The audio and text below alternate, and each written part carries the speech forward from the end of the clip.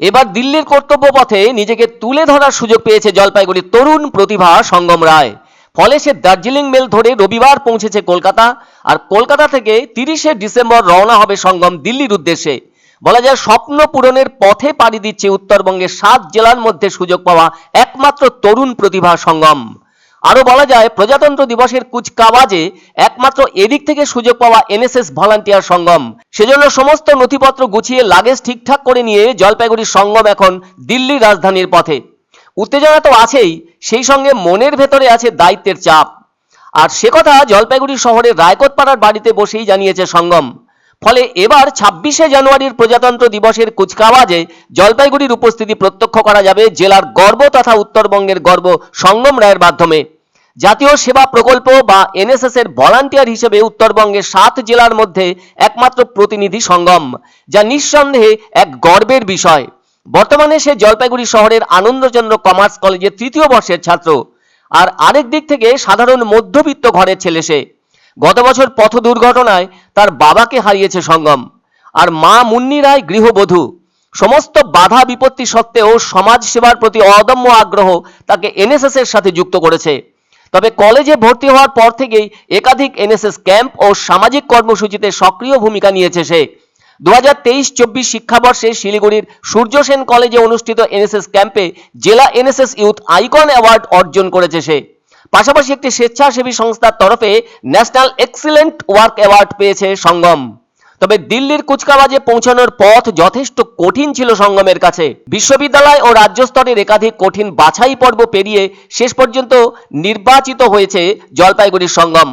গত 16ই ডিসেম্বর ওই সুখবরটি এসে তার কাছে পৌঁছতেই পরিবার এবং কলেজে যেন আনন্দের জোয়ার উঠলে ওঠে। ফলে কলেজ কর্তৃপক্ষের আশা দিল্লিতে গিয়ে জাতীয় স্তরের অভিজ্ঞতা অর্জন করে ফিরে এসে অন্য ভলান্টিয়ারদেরও অনুপ্রাণিত করবে সঙ্গম।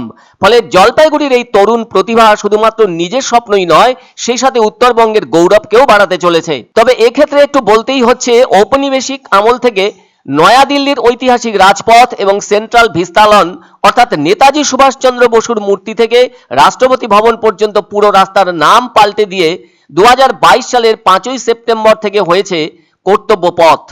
বর্তমান কেন্দ্রীয় সরকার আগের নাম বদলে দিয়েছে।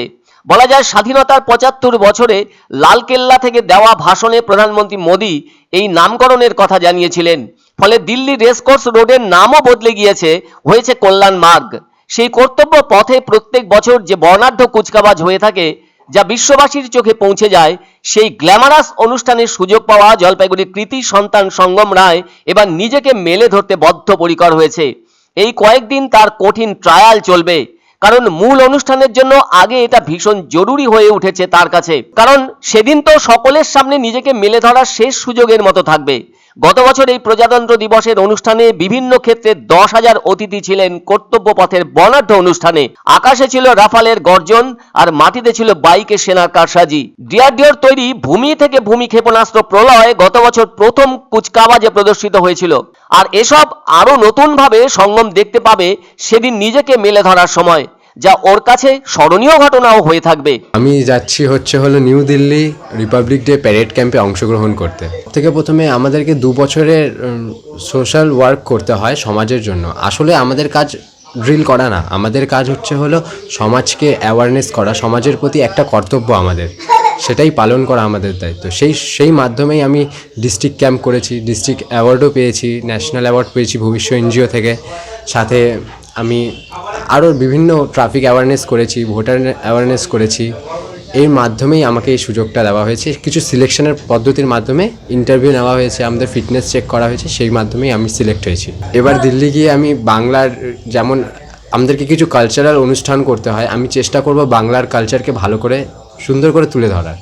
আমার খুব ভালো লাগছে যে আমার সাথে আমার পরিবারের লোক, আমার কলেজ, আমাদের programme officer ma'am, GSR ma'am, তিনিও খুব গর্বিত আমাদের এই সাফল্যের বিষয়ে। ছেলে দিল্লিতে যাচ্ছে, এই যে প্যারেড করতে যাচ্ছে, এই যে আজকে যাবে, আজকে বের হবে। প্যারেডটা কবে করবে? 26 জানুয়ারি।